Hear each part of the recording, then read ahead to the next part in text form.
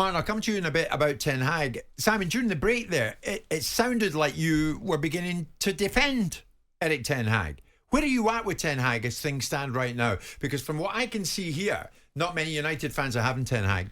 I'm not defending. I'm just providing, I think, what is a more rounded argument than just binary observations. I made one a year ago, and I maintain the view that to lead them to the promised land, which is where Man United fans believe they are entitled to be, which is top of the Premier League and winning Champions League. That the rules of engagement have changed. Unfortunately for Man United, the cycle is different now. They're going to have to do something rather significant, and I don't think Ten Hag is the man in the dugout to achieve that. I also look at this constant argument about what's happening behind the scenes and this sudden perception that Jim Ratcliffe is going to be this saviour. Let's get something straight. Right. Jim Ratcliffe, whatever money Jim Ratcliffe puts into Manchester United is going nowhere near Man United. It's going into the pockets of the shareholders. So there's going to be no benefits for the 1.5 billion quid that he ends up pushing in there. You also have to look at the way Jim Ratcliffe runs a lot of his other businesses. And a lot of Jim Ratcliffe's businesses are heavily geared, heavily leveraged. Right? Nothing wrong with that, because that's how businesses are structured. So why you would think this is going to be any different than Manchester United? Also the notion that Jim Ratcliffe is suddenly going to materialise as some white knight of football thinking, when you've seen the challenges that he's had at the two football clubs that he's owned. We've seen the reality of some of the decisions that Dave Brailsford's made in his life, and I'm not entirely sure that he's going to be giving you the intellectual capital any more than Clive Woodward gave Southampton intellectual capital. What do you mean by heavily leveraged? I know to the layman, what does that mean? That's what he's going to do. Full of debt. In the same way that the Glazers loaded Manchester United with lots of debt. The difference perhaps in this transaction is that maybe the debt that's being involved in the transaction might be against Jim Ratcliffe's shares rather than against the football club. There might be a different dynamic, but there will also be a way forward for Man United, which involves, if the 1.5 billion goes to shareholders, where's this mythical amount of money come to build the stadium then? Rebuild the stadium, the training ground? That will be debt. And is it a fantasy to think that he'll come in and take over the sort of controlling interest of the football side? But again, as two people that have been involved in the game, one with the intellectual capital to know what it's like on the pitch, me with the to know what it's like off the pitch, right? What is it that we're talking about that Jim Ratcliffe has to bring to the table, besides the fact he's a remarkable businessman, one that I can only ever imagine that I would get within an inch of being anything vaguely like him as a businessman? But what football nous have we got here? Nice and the other club that got relegated? What's that say? And the fact is, and also you've already seen the resistance. The Glazers are not going to walk away from the biggest commercial. What's the biggest cost implication of Man United that drains their resources? The acquisition of players, right? Whether the Man United fans to be fair, they put that money in. To be fair, and I'm reading a fascinating book by a guy called Chris Blackhurst describing Man United as the world's biggest cash machine. So I'm really availing myself of what the Glazers have done and how they bought this football club, because it's a remarkable story. But the point is that the Glazers aren't going to walk away from the table and say, you know what, Jim, for your 25%, we're still the majority shareholders in this business. You go and make the fundamentally important decisions that are the cost implications of this business. Of course they're not. This is just a cash collection moment. It's just another opportunity for someone that might be able to play out a different narrative, in the same way that if Mike Ashley had played the game properly at Newcastle United would have been worth 2 billion quid and he'd have walked away a hero, but he didn't. This narrative for Ratcliffe is a different one to the Glazers, and if he plays it well, he'll have the United fans on side. That's the only real difference. But what you're saying is, in the short term, United fans don't get too excited about Ratcliffe coming in. Well, look, in their mind's eye, because they've vilified the Glazers to such a level that they vilified, or segment have, anybody is going to be better than them. Right. But sometimes, I'm not suggesting this is like a jump out of the frying pan into the fire moment, but don't be sitting there thinking or labouring under any illusion that you are going to be finding some philanthropic white knight riding in with no real background besides watching the Glazers and go, I'll do it slightly differently. Yeah. But elements of what I do are going to be the same thing. But so the quickest way I'm not letting you away with that though, Simon. That doesn't take away from the fact, where are you at with Ten Hag? Because in the commercial break, you're making a case for him. You're still doing it. Where I've always been is a lot's made of identity.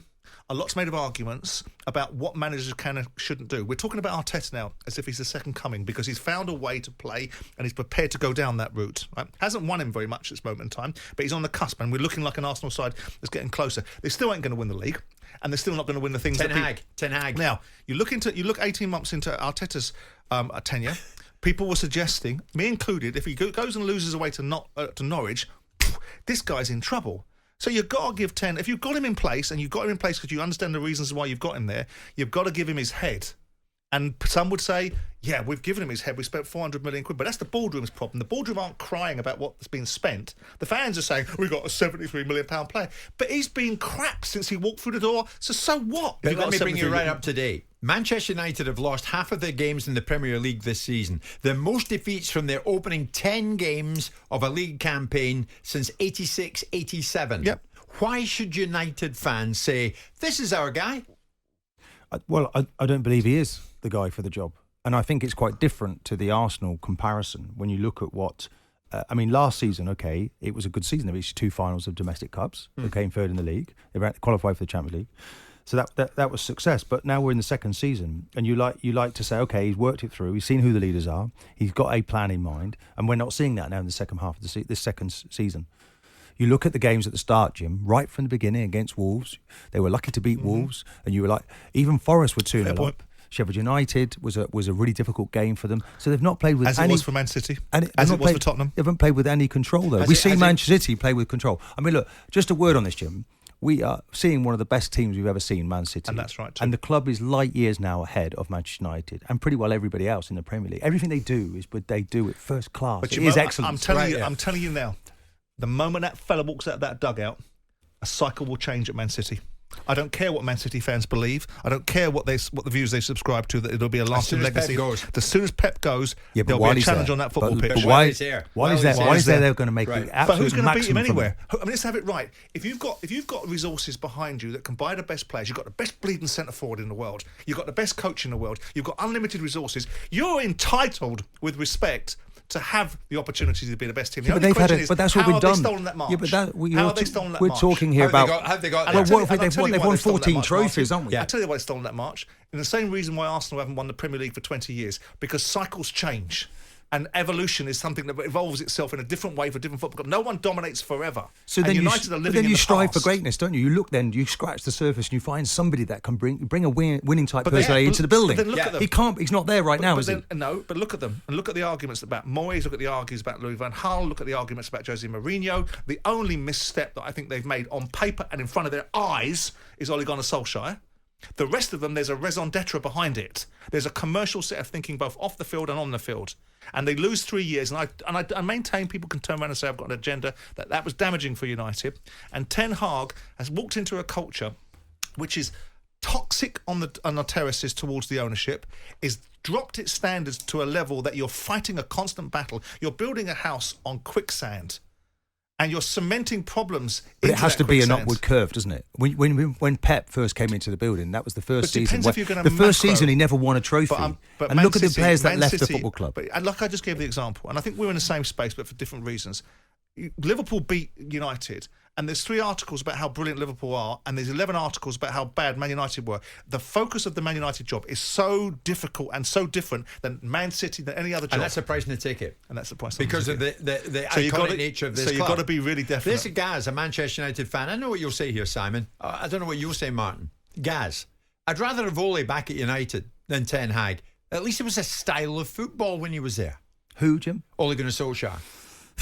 Well, I don't know. I mean, I think that the club, I understand the progression of the football club. They still weren't reaching the standards that they wanted. I understand as well, so what Simon says, it's a hard act to follow with Sir Alex Ferguson. And they were quite magnificent for many years. Yeah. And of course, it does go in cycles. On Bruno, did you take the armband off him? Well, I would do, but I'm not comfortable with all the shenanigans, he spends more time around the referee. Look at the energy he put in at the end of the match, arguing with the ref. I don't think it's the right way to go, Jim. Who'd you give it to?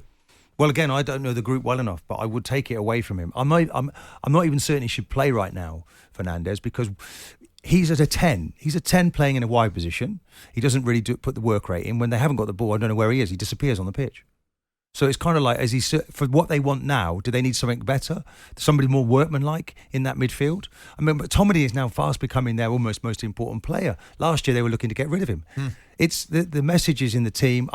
Jim, you're looking at a pattern of play, and I don't think it exists. And when I look at the guy next door, Pep, everything is done to a plan. They want a 6 to sit there. They want players either side to create this incredible tune of pitch, the picture that they create. It's a totally different picture we're seeing from Manchester United right now.